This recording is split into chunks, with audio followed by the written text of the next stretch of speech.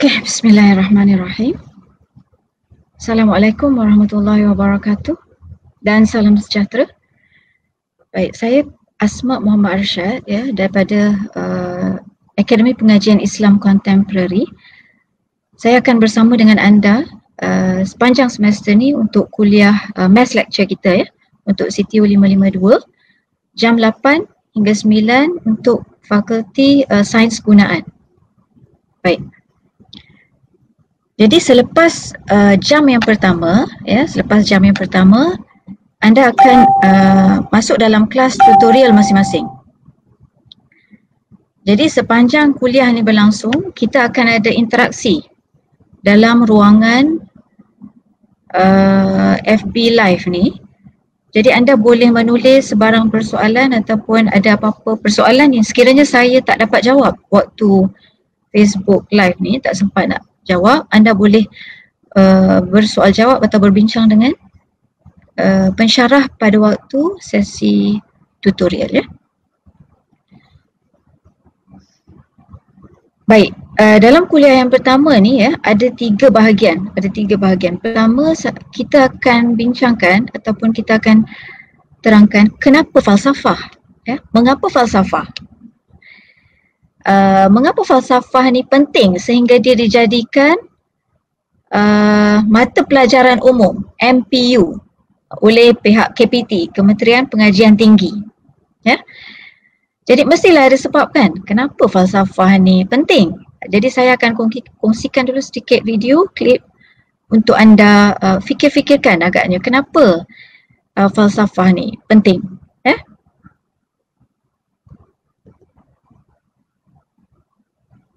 This is Sasha. This is Sam.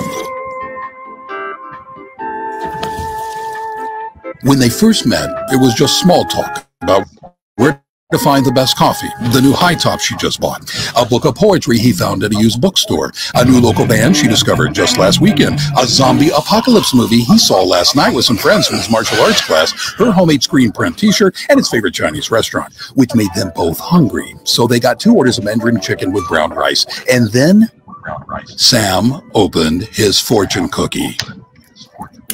Life's journey ends with a new beginning. Whoa, that's deep. But in the real world, life's journey ends with an ending. When you die, you're done.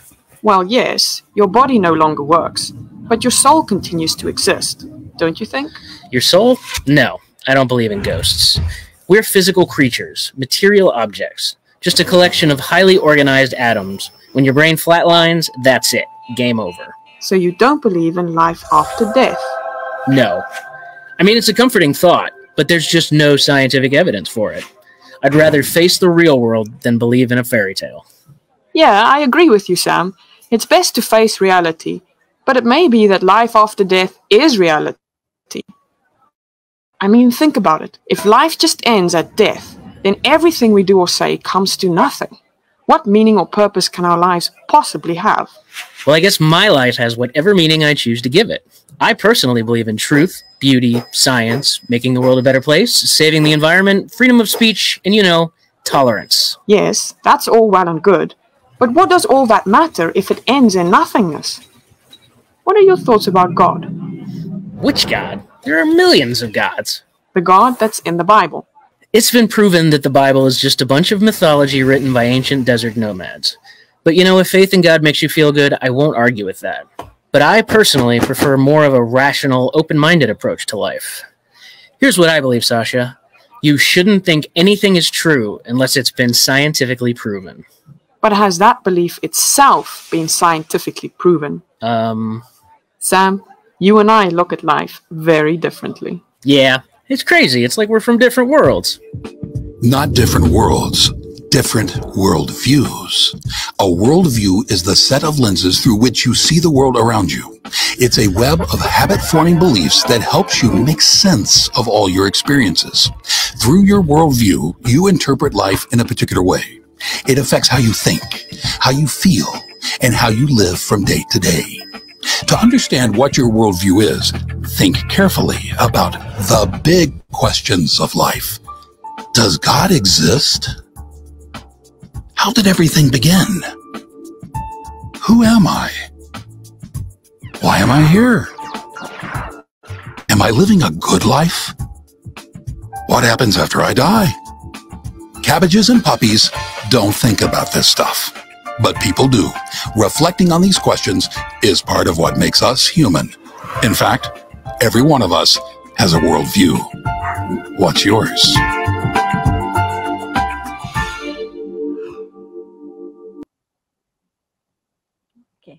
Baik. Apa yang anda faham sebenarnya tentang worldview, pandangan alam, pandangan alam? Saya harap suara saya boleh didengari dengan jelas ya. Baik. Dalam YouTube, dalam klip video tadi, diterangkan tentang betapa manusia ni ada banyak aliran pemikiran, pandangan alam. Worldview ni dalam bahasa Melayunya pandangan alam. Dalam bahasa Jermannya dipanggil Weltanschauung. Pernah dengar tak? Dapat vocabulary Jerman satu hari ni. Weltanschauung, worldview. Ataupun dalam bahasa Arab dia Ru'yatul Islam lil wujud.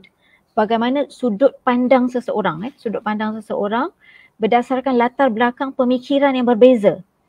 Baik, sekiranya kita lihat pada Sasha and Sam tadi tu, mereka ni sama-sama, sama warna kulit, sama bahasa, sama mungkin berjiran, mungkin kawan kan.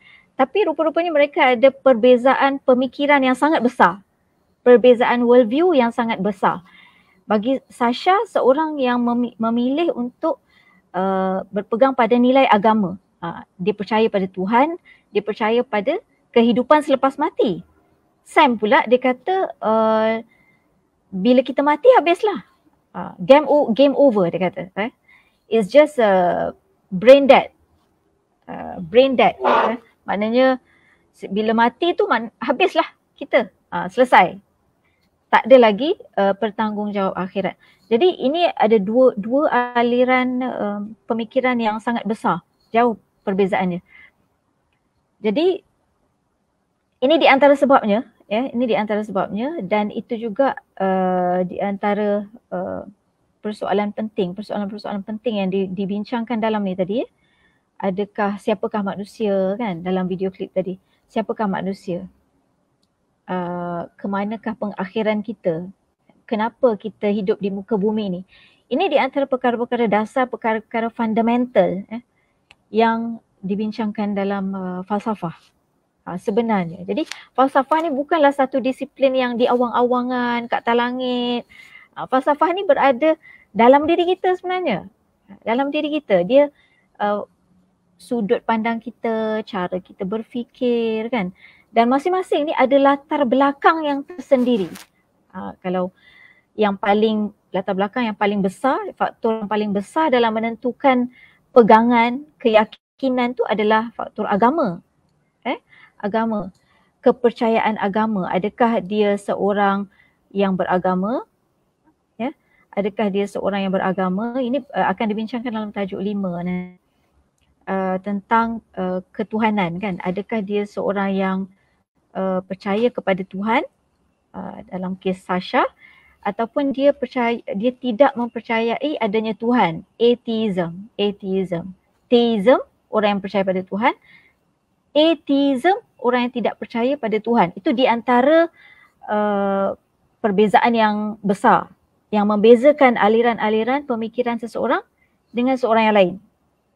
Di antaranya lah di samping faktor budaya, faktor pendidikan dan sebagainya. Faktor kenegaraan. Ini yang kita cuba sampaikan bahawa betapa sebenarnya disiplin ilmu falsafah ni penting untuk difahami. Dan bukan untuk jadi ahli falsafah, tak. Supaya kita ni berfikir, sentiasa berfikir dalam membuat keputusan, dalam membuat pilihan dan sebagainya. Baik, jelas ya? Right. Dalam konteks falsafah dan isu semasa, dalam konteks falsafah dan isu semasa, di peringkat sarjana muda ni, di peringkat sarjana muda kita cuba bawa dalam konteks.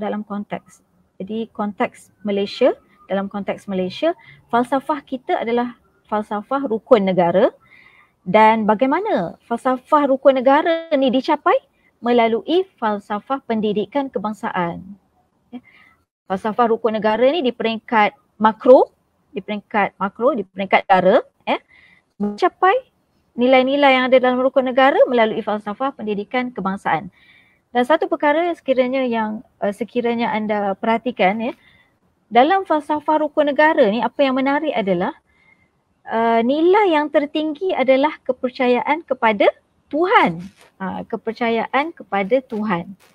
Jadi maksudnya apa? Maksudnya kepercayaan kepada Tuhan ni ataupun kehidupan beragama.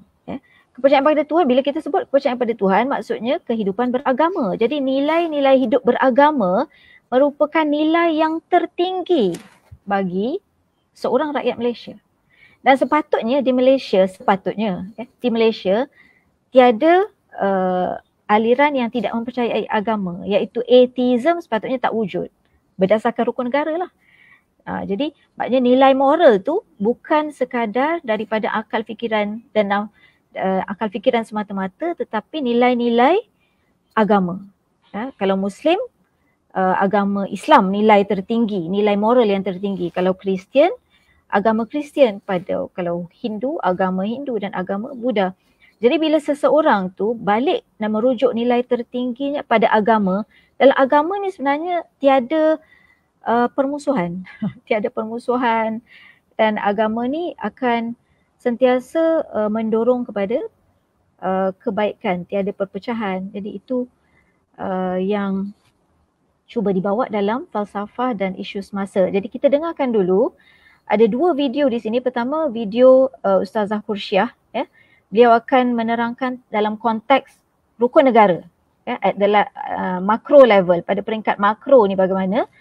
Kemudian video yang kedua kita akan dengar daripada Ustazah Sumayyah, bagaimana perkaitannya dengan falsafah pendidikan kebangsaan. Jadi saya minta kita sama-sama fokus pada video ni, perkaitan antara dua ni, falsafah rukun negara dan falsafah pendidikan kebangsaan.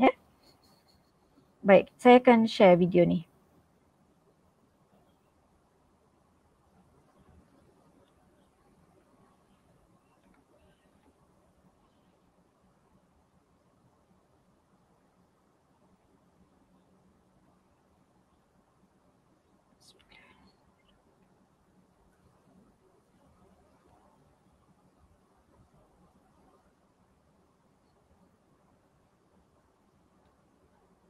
Mahasiswa. Bismillahirrahmanirrahim. Assalamualaikum dan salam sejahtera buat semua mahasiswa yang mengambil khusus CTU 552, iaitu falsafah dan isu semasa, untuk sesi Mac 2021 ini. Sebagaimana yang telah diterangkan oleh resource person CTU 552 dalam video pengenalan CTU 552 pada minggu lepas, telah diterangkan sinopsis dan kandungan khusus. Jadi untuk hari ini kita akan masuk pada bab yang pertama, iaitu falsafah, pengenalan falsafah dan isu semasa dalam konteks rukun negara dan falsafah negara. Baik, sebelum kita melihatnya apakah perkaitan antara falsafah dan rukun negara dan juga falsafah dan falsafah pendidikan negara, lebih baik kita memahami terlebih dahulu apakah maksud falsafah secara ringkas. Perbincangan lebih terperinci akan dibuat pada bab yang seterusnya nanti. Okey, perkataan falsafah. Falsafah berasal daripada perkataan Greek, iaitu filosofia.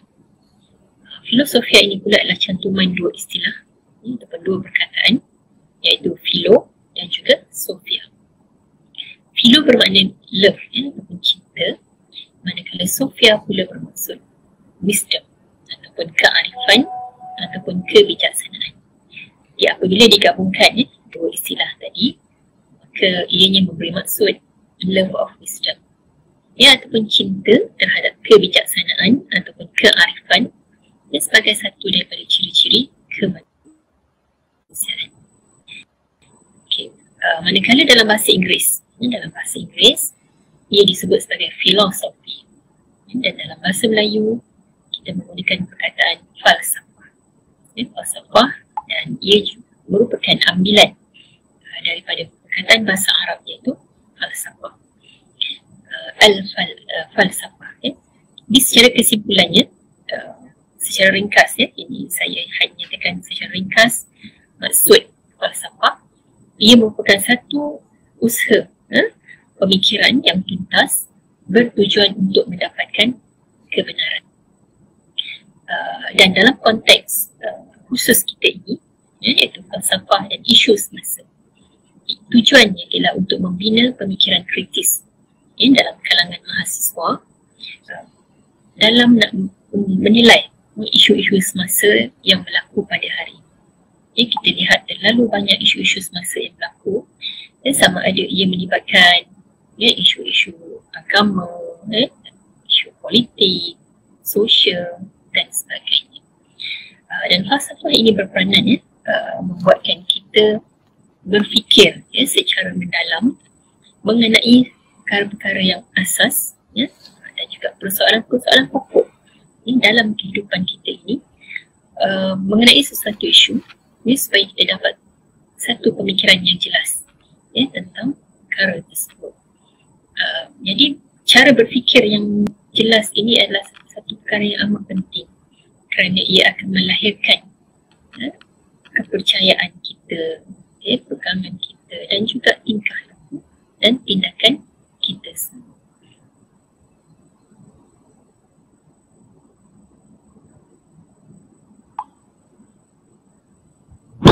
Kita telah mendapat gambaran awal apakah itu falsafah. Topik kita pada hari ini ialah untuk melihatnya apakah hubung kait di antara falsafah dengan hukum negara dan juga falsafah dan juga falsafah pendidikan negara. Dalam kehidupan kita di dunia ini, sebenarnya apa yang kita ingin lahirkan ialah sebuah masyarakat, sebuah negara yang sejahtera pada peringkat makro. Jadi negara, masyarakat yang sejahtera itu adalah pada peringkat makro. Dan di negara kita Malaysia, falsafah kebangsaan yang termaktub dalam rukun negara adalah bertujuan untuk membentuk dan membina ideologi kebangsaan. Dan negara dan masyarakat yang sejahtera ini pula bermula daripada peringkat mikro. Peringkat mikro iaitu pembentukan insan sejahtera. Jadi di sini digunakan istilah alam besar, alam kabir, dan juga alam kecil iaitu alam saghir. Dan insan sejahtera yang kita nak lahirkan tadi boleh dibentuk melalui pendidikan. Ianya dibentuk melalui pendidikan. Oleh kerana itulah negara telah merangka falsafah pendidikan negara atau falsafah pendidikan kebangsaan bertujuan untuk melahirkan insan yang seimbang melalui proses pendidikan, melalui sistem pendidikan dalam negara ini. Jadi itu perkaitan antara falsafah dengan pembentukan rukun negara dan juga falsafah pendidikan negara.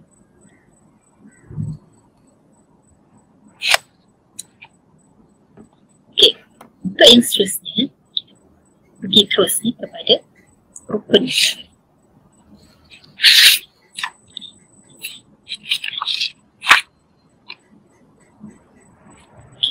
Rukun negara. Kita sebagai rakyat Malaysia rata-ratanya sudah biasa, sudah mengetahui 5 rukun negara. Jadi apakah sejarah di sebalik terbentuknya rukun negara? Jadi prinsip rukun negara ini yang ada 5, iaitu kepercayaan kepada Tuhan, kesetiaan kepada raja dan negara, keluhuran perlembagaan, kedaulatan undang-undang, kesopanan dan kesusilaan. Ia telah diisytiharkan oleh Yang di-Pertuan Agong Seri Paduka Baginda Tuanku Ismail Nasiruddin Shah Ibni Almarhum Sultan Zainal Abidin pada 31 Ogos 1970, iaitu pada sempena ulang tahun kemerdekaan Malaysia yang ke-13. Jadi rukun negara ini merupakan ideologi kebangsaan Malaysia yang telah dibentuk dan diperkenalkan rentetan ataupun berikutan daripada peristiwa 13 Mei 1969 yang telah melemahkan perpaduan antara kaum di Malaysia. Jadi ianya dibentuk, tujuannya ialah untuk membentuk dan mengukuhkan semula perpaduan di antara kaum. Oleh itu, prinsip-prinsip dalam rukun negara ini yang jelas merupakan kunci kepada keharmonian dan perpaduan kaum demi memastikan kejayaan dan juga kestabilan Malaysia. Okey, kita lihat apakah objektif di sebalik terbentuknya rukun negara ini. Okay, yang pertama ialah untuk mencapai perpaduan yang lebih erat dalam kalangan masyarakat. Okay. Jadi kalau tidak ada perpaduan, ianya akan menimbulkan terlalu banyak masalah dan dia akan menimbulkan berbagai konflik dan sukarlah untuk kita nak membentuk sebuah negara yang sejahtera. Okay, yang kedua ialah bertujuan untuk memelihara satu cara hidup yang demokratik. Okay, dan yang ketiga, mencipta satu masyarakat yang adil di mana kemakmuran negara dapat dinikmati bersama secara adil dan juga saksama. Tidak ada jurang yang luas di antara kaum yang mana kemakmuran negara dapat dinikmati bersama-sama oleh semua rakyat, tanpa adanya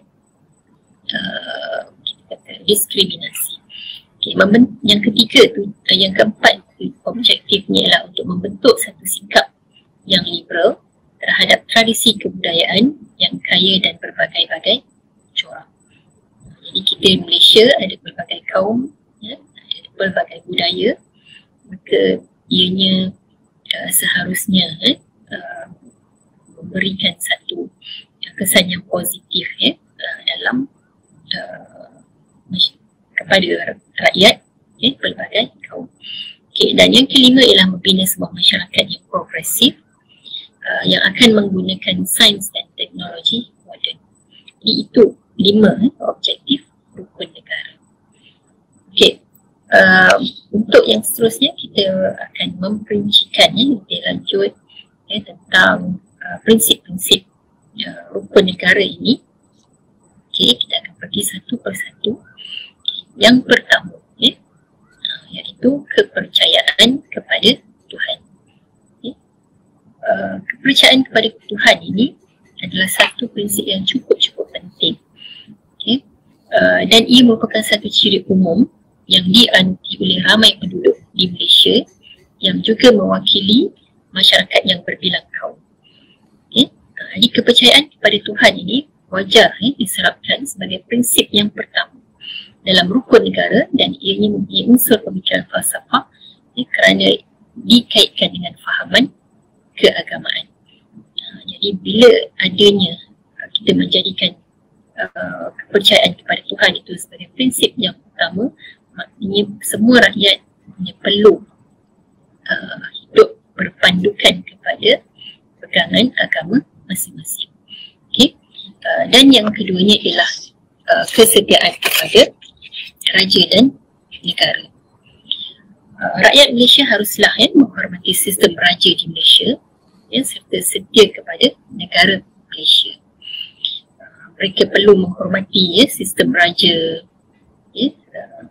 setia kepada negara. Jadi unsur kesetiaan ini adalah penting bagi memastikan bahawa ada aspek kesepaduan dalam kalangan rakyat dan kesepaduan ini berdasarkan kepada kesetiaan mereka kepada raja dan raja ini menjadi lambang ataupun simbol sebagai lambang ketua negara. Ketua negara yang berperlembagaan. Okay. Manakala prinsip yang ketiga iaitu keluhuran perlembagaan, setiap negara akan ada termaktub secara eksklusif mempunyai perlembagaan dan perundangan tersendiri. Jadi keluhuran perlembagaan pegang untuk menyelesaikan pertikaian dengan merujuk pada prinsip perundangan yang paling tinggi, iaitu perlembagaan negara. Dia merupakan undang-undang tertinggi dalam sesebuah negara. Jadi prinsip ini penting bagi memastikan kestabilan sesebuah negara tercapai apabila adanya perundangan yang jelas. Jadi sistem perlembagaan di Malaysia adalah close, adil dan saksama, dan pemimpin pula dipilih oleh rakyat Malaysia. Okay. Dan yang keempat ialah kedaulatan undang-undang. Dan undang-undang di Malaysia ni adalah tetap dalam memberi maksud setiap mereka yang melakukan kesalahan akan mendapat balasan, akan mendapat hukuman. Anggota polis dan juga angkatan tentera akan bertanggungjawab untuk menjaga keamanan negara. Jadi melalui prinsip ini akan dapat mengekalkan keharmonian dalam negara ini kerana sebarang pertikaian yang mungkin muncul boleh diselesaikan melalui sistem perundangan yang ada. Okey, itu yang keempat. Manakala prinsip yang kelima yang terakhir ialah kesopanan dan kesusilaan. Jadi ciri ini melahirkan rakyat Malaysia dengan perasaan bertolak ansur, sopan santun, tata susila, serta harmonis dan lebih bertimbang rasa, saling hormat menghormati di antara satu sama lain. Jadi semua perkara ini amat penting dan perlu dipegang oleh setiap rakyat Malaysia untuk menjamin perpaduan dan kestabilan politik negara. Jadi sekiranya tidak ada perkara ini, itulah yang akan menyebabkan banyaknya konflik-konflik. Bila mana tidak adanya perasaan hormat menghormati terhadap berbezanya agama, berbezanya bahasa ataupun juga berbezanya kaum dan sebagainya. Okey, jadi itu 5 prinsip prinsip-prinsip rukun negara yang menjadi asas ataupun sebagai ideologi kebangsaan negara kita dalam usaha untuk nak mencapai sebuah negara dan juga masyarakat yang sejahtera. Okey, untuk seterusnya akan disambung kepada hubung kait antara falsafah dan juga falsafah pendidikan negara. Okey.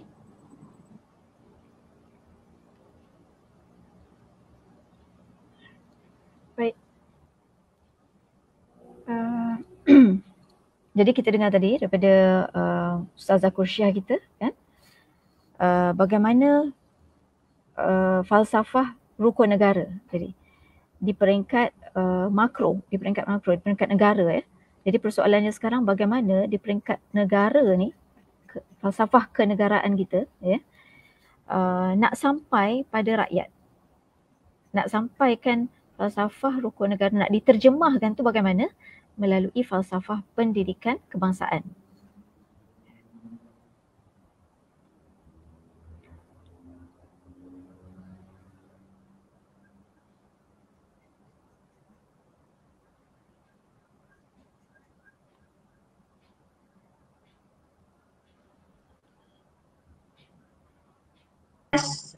Usaha untuk memperkembangkan potensi individu secara menyeluruh. Secara menyeluruh ni maksud dia nak melahirkan manusia yang seimbang, melahirkan insan yang seimbang.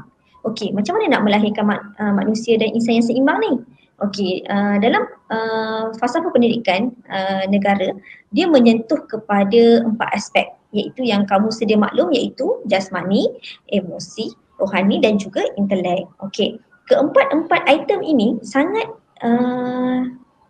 berganding bahu atau kita kata sangat diperlukan dalam memastikan keseimbangan itu membentuk jati diri ataupun membentuk individu ataupun membentuk seseorang insan itu supaya dia tidak ada pemberat. Maksudnya dia tak berat sebelah. Jasmani dia tak sihat tapi intelek dia okey. Emosi dia tak okey tapi jasmani dia okey. Kita tak nak macam tu. Kita nak lahirkan insan yang macam mana kita kata kepada konteks yang insan nak melahirkan insan kamil, insan yang sempurna, insan yang sempurna kan, sebagaimana yang diwahyukan oleh Allah bahawa kita ni adalah sebaik-baik kejadian. Manusia ini adalah sebaik-baik kejadian, baik-baik penciptaan. Okey, so macam mana kita nak garap, nak pastikan keempat elemen ini dicapai dalam kehidupan kita. Okey, secara tidak langsung ini memberi penekanan dalam konteks pendidikan, di mana pendidikan ini bermula daripada rumah dan seterusnya ke peringkat sekolah rendah, sekolah menengah dan akhirnya di peringkat IPT. Okey, jadi kesinambungan ini sangat penting dalam memastikan insan tersebut mencapai kepada 4 item ini. Terutama dalam konteks intelek lah, intelek kita kata. Okey, capai intelek. Seterusnya takkan intelek dia, kita mesti kena capai dalam konteks rohani dia kan. Macam mana kita kata tadi dalam rukun negara, percaya kepada Tuhan kan. Takkan kita nak melahirkan insan-insan yang tidak percaya kepada Tuhan. Tuhan dalam konteks agama masing-masing lah. Okey, macam mana bergantung kepada agama yang kamu anuti kan. Dan seterusnya macam mana kita nak seimbangkan konteks itu dalam konsep emosi kita. Emosi yang pelbagai sekarang kan, macam mana kita nak berhadapan dengan pelbagai situation, macam mana kita nak berhadapan dengan isu-isu yang berlaku kan. Dan dalam masa yang sama kita perlu bangunkan dalam konteks jasmani, iaitu jasmani yang sihat kan. Okey, seterusnya adalah berkaitan dengan elemen-elemen dalam falsafah pendidikan kebangsaan. Okey, dalam falsafah pendidikan kebangsaan sebenarnya dia lebih kepada apa yang item-item yang perlu ada. Contohnya kalau kat sini kita kata pendidikan secara berterusan. Pendidikan secara berterusan, lepas tu dia nak membangunkan potensi individu, dia nak melahirkan insan yang seimbang kepada seimbang dan harmoni, dan yang paling penting adalah kepercayaan kepada Tuhan kan. Dan dalam masa sama kita dapat melahirkan kriteria-kriteria rakyat-rakyat yang diidamkan kan. Rakyat yang diidamkan tu apa? Yang berakhlak mulia, berketerampilan dan bertanggungjawab. Okey. Dalam konteks falsafah pendidikan kebangsaan ini, dia tidak lari dalam konteks kita kata falsafah pendidikan Islam kan. Sebagaimana yang kita kata dalam penekanan yang diberikan, macam mana kita nak melahirkan insan yang beradab.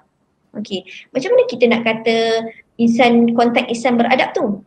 Okey, insan yang beradab adalah insan di mana seseorang individu itu dia mengetahui tanggungjawab dia, pertama tanggungjawab dia kepada agama, kepada Tuhan dia. Bila dia tahu tanggungjawab dia kepada Tuhan dia akan tahu tanggungjawab dia kepada diri dia akan tahu tanggungjawab dia kepada keluarga, dia akan tahu tanggungjawab dia kepada masyarakat, dan seterusnya dia akan memberi kesan kepada tanggungjawab dia kepada negara. Okey, dalam pembentukan insan beradab ini kita kata perlu secara berterusan. Dia tidak kita kata hanya di sekolah, di peringkat sekolah rendah saja, di peringkat sekolah menengah saja. Tak ada. Dia sampai sehingga kita dalam bidang pekerjaan. Maksud dia pendidikan ini membentuk individu yang sedang ada sekarang, yang melahirkan insan yang ada dalam masyarakat sekarang, yang melahirkan insan yang dalam konteks pekerjaan. Okey, dulu dia sebagai seorang engineer, macam mana dia nak menginterpretasikan konteks pendidikan yang sebelum ni dia belajar. Kalau dia seorang guru, kalau dia seorang doktor, macam mana dia nak menginterpretasikan ilmu yang dia belajar dalam konteks dia sebagai seorang masyarakat kan, seorang individu yang berada dalam masyarakat dan akhirnya dia menyumbang kepada konteks pembentukan negara. Okey, kenapa penting dalam konteks insan beradab ni? Okey, kerana manusia perlu tahu apa sebenarnya tanggungjawab dirinya sebenar. Pertama, kalau kita tengok dekat seterusnya, kepada slide seterusnya, kita kata kepercayaan dan kepatuhan kepada Tuhan. Okey, ini kita kata dalam konteks yang kita kata permulaan sebagai individu itu tersebut. Maksud dia jika semua rakyat Malaysia, semua penduduk di Malaysia ini faham konteks dia apa itu kepercayaan kepada Tuhan, maka bila dia tahu dan dia percaya kepada agamanya, kepada Tuhannya, maka secara otomatik dia akan cuba praktis dia akan melahirkan insan yang ke arah insan yang seimbang. Dia akan melahirkan insan yang seimbang dan harmonis. Okey, insan yang seimbang dan harmoni itu dalam konteks yang saya sebut tadi, kepada 4 tadi. Jasmani, emosi, rohani dan juga intelek. Dan apa kesan dia? Apa kesan kepada pembentukan insan yang seimbang dan harmoni? Okey, insan yang berpengetahuan, insan yang berakhlak mulia, insan yang bertanggungjawab kan? Insan yang bertanggungjawab kepada siapa? Tanggungjawab kepada masyarakat, tanggungjawab kepada diri sendiri dan tanggungjawab kepada keluarga. Okey. Ini sangat diberi penekanan dalam kesemua elemen yang ada dalam institusi pendidikan, termasuklah juga dalam konteks beragama. Okey, tidak ada agama yang mengajar manusia untuk tidak melakukan perkara yang baik. Maksud dia semua mengajar kepada perkara yang baik. Jadi secara otomatik bila kita percaya kepada agama kita dan kita beriman kepada agama kita dan kita melaksanakan apa yang telah yang diarahkan dan diwahyukan, secara otomatik kita akan jelas kepada keseimbangan 4 tadi tu. Yang saya sebut tadi. Jerry lah, kalau kita guna perkataan yang mudah adalah Jerry, keseimbangan pada Jerry ni. Okey, kenapa penting keseimbangan kepada Jerry ni? Sebab kita tak naklah melahirkan masyarakat yang compang-camping. Compang-camping ni maksud dia tak naklah kita nak melahirkan masyarakat yang inteleknya bagus tetapi rohaninya tak bagus kan. Jasmaninya bagus tapi dari sudut rohani dan juga emosinya tak bagus. Dan macam mana kita nak seimbangkan benda tu? Itulah kita kata peranan pendidik dan juga peranan individu itu sendiri. Peranan individu itu sendiri dalam memastikan dia mencapai sebagai sempurnanya sebagai seorang manusia. Sempurnanya sebagai seorang manusia dimaksud dia belajar, dia sentiasa belajar dan memperbaiki diri dia dalam semua aspek. Okey, contohnya kalau kita kata dalam konsep kesihatan jasmani. So macam mana dia nak belajar dan nak memperbaiki dalam konteks jasmani dia? Macam mana dia nak belajar dalam konteks rohani dia, nak perbaiki dalam konteks rohani dia? Dan macam mana dia nak belajar dan nak memperbaiki dalam konteks emosi dia? Macam mana dia nak belajar dan nak memperbaiki dalam konteks inteleknya? Ini yang diberi penekanan dalam konteks pendidikan itu sendiri. Pendidikan itu sendiri. Sebab itu kalau boleh kita tak nak berlakunya keciciran dalam konteks pendidikan. Sebab pendidikan ini seharusnya adalah wajar ataupun kita kata perlu yang berkaitan dengan dalam slide yang kamu tengok ni, macam mana pembentukan falsafah pendidikan kebangsaan yang saya sebutkan tadi, tidak berlakunya keciciran pendidikan di semua peringkat. Maksud dia kita kalau boleh nak semua rakyat Malaysia ini memiliki mendapat hak mereka sebagai rakyat dengan melalui pendidikan. Maksud dia semua manusia, semua individu itu mempunyai hak untuk belajar. Maksud dia kita tak boleh menafikan hak individu tersebut. Okey. So macam mana kita nak membangunkan pembinaan yang dikatakan makrokosmos ni dengan mikrokosmos ni dalam konteks kita kata alam kabir dan alam saghir ni. Okey, kita tengok di Malaysia, okey kita kata sebuah negara lah, sebuah negara di Malaysia ni pembentukan sosial, pembentukan masyarakat itu bermula dengan individu kan. Maksud dia apa-apa yang berlaku kalau kita tengok dalam konteks isi rumah bermula dengan seorang individu, seorang suami, seorang isteri dan anak-anak kan. Kita kata dalam pembentukan mikrokosmos tu bermula dengan seorang individu. So macam mana peranan individu ini yang mana kita kata di sini ada dua dimensi, iaitu dalam konteks dimensi teoretikal dan dimensi secara praktikal. Okey, macam mana dimensi secara teoretikal ni? Contohnya kalau kita tengok dalam konteks yang kamu akan belajar dan akan lebih mengetahui dalam konteks pemikiran, dalam konteks psikologi, dalam konteks epistemologi pemikiran, metafizik dan sebagainya. Macam mana nilai-nilai ini yang kamu perlu garap dan kamu perlu faham dan kamu perlu adaptasikan dalam kehidupan kamu. Maksud dia macam mana perkara ini boleh mempengaruhi kepada pembentukan nilai dalam diri kamu. Dan akhirnya dimensi yang seterusnya iaitu secara praktikalnya akan menunjukkan siapa kamu.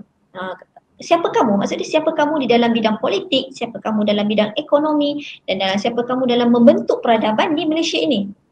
Itu peranan yang penting yang kita kata nak membentuk sebuah negara yang aman, dan dalam masa sama kita nak mengharapkan keseluruhan rakyat di Malaysia ini kita dapat melahirkan konsep insan sejahtera. Insan sejahtera ni dalam konteks yang kita kata tadilah, melahirkan keseimbangan 4 aspek tersebut, yang tidak ada keciciran dan sebagainya.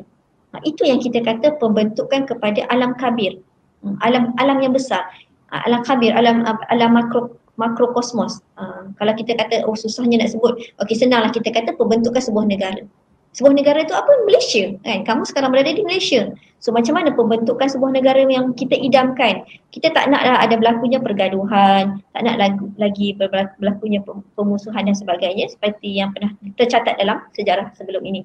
Jadi yang kita nak idamkan adalah, maksud dia rakyat kita melahirkan rakyat yang seimbang, rakyat yang sihat, rakyat yang boleh bekerja, rakyat yang boleh bertanggungjawab. Bila kita melahirkan rakyat yang sebegitu, maka kita akan menjadi sebuah negara yang ideal, negara yang bagus kerana mempunyai rakyat yang bagus.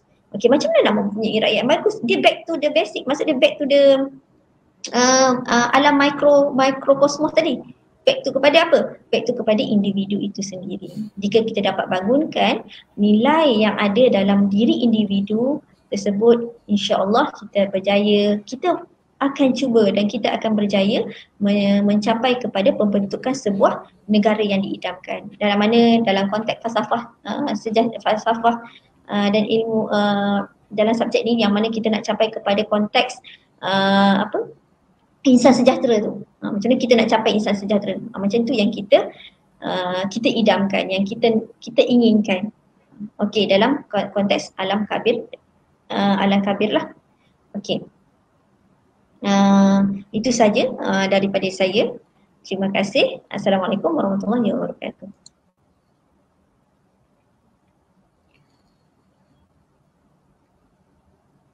Baik. Ada apa-apa persoalan tak yang boleh kita bincangkan? Silakan ya. Sekiranya anda ada apa-apa persoalan, boleh anda catatkan di ruang komen ni, di ruang chat ni, ataupun bincangkan bersama dengan pensyarah dalam sesi tutorial. Baik. Kesimpulannya ialah bagaimana nak membentuk negara yang sejahtera, falsafah negara sejahtera tadi haruslah dibentuk melalui falsafah pendidikan kebangsaan. Sebab dia perlu dibentuk pada individu. Tak mungkin satu negara tu terbentuk tiba-tiba, kan. Dia, satu negara ni mestilah terdiri daripada individu dalam masyarakat tu. Jadi bagaimana kita nak bentuk masyarakat ni? Melalui falsafah pendidikan kebangsaan tadi, melalui falsafah pendidikan kebangsaan yang sebenarnya sangat selari dengan falsafah pendidikan Islam, iaitu untuk melahirkan insan yang beradab. Yang ini dihuraikan dengan sangat panjang lebar dalam kitab-kitab Imam Al-Ghazali, dalam buku-buku tulisan Profesor Said Muhammad Naqib Alatas, kan. Bila seseorang itu beradab, dia beradab pada Tuhannya, dia menunaikan tanggungjawab pada Tuhannya, pada agamanya, pada keluarganya, dan khususnya pada diri dia sendiri, kan. Pada tanggungjawab pada diri dia sendiri. Tak mungkin dia boleh bertanggungjawab pada keluarganya tanpa dia menjadi orang yang bertanggungjawab pada diri dia sendiri dulu, kan. Jadi orang yang menunaikan hak diri dia, maksudnya dia perlu menuntut ilmu, kan. Kalau hak jasad, dia perlu makan, minum untuk terus hidup. Kalau untuk roh je, hak kepada rohani dia perlu menuntut ilmu yang berterusan, kan. Jadi ini seorang yang menunaikan seseorang yang beradab pada diri dia sendiri, pada keluarga dia, pada masyarakatnya dan pada negaranya. Baik. Seperti mana yang kita tahu, inilah sebenarnya idea ataupun falsafah yang diharapkan dapat menyatupadukan rakyat Malaysia. Seperti mana yang kita maklum, rukun negara ni dibentuk atau digubal setelah berlakunya peristiwa 13 Mei 1969. Jadi rukun negara dibentuk pada tahun 1970 seperti mana yang dihuraikan oleh Ustazah Qursyah tadi.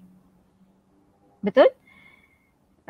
Dan bagaimana nak menterjemahkan falsafah rukun negara, falsafah pendidikan kebangsaan ni di UiTM, di IPTA, di peringkat pengajian tinggi. Bagi kita di UiTM ni di peringkat pengajian tinggi lah Jadi KPT, Kementerian Pengajian Tinggi telah menggubal satu kursus teras namanya, MPU, Mata Pelajaran Umum Universiti, yang diwajibkan pada seluruh pelajar-pelajar di peringkat pengajian tinggi termasuklah di UiTM. Jadi inilah dia kelas yang anda hadir hari ni, kan? Falsafah dan isu semasa untuk membentuk individu at the micro level ni. Kemudian nanti kita bincangkan pula di peringkat etika dan peradaban semester 2 nanti, bagaimana nak membentuknya pada peringkat makro. Di situ ada falsafah politik, falsafah ekonomi, falsafah sosial dan seterusnya. Baik, saya fikir kita sudahi dulu kuliah kita hari ni sehingga di sini dulu. Kita akan sambung dalam sesi tutorial selepas ni, anda boleh bincangkan bersama pensyarah-pensyarah anda selepas ni.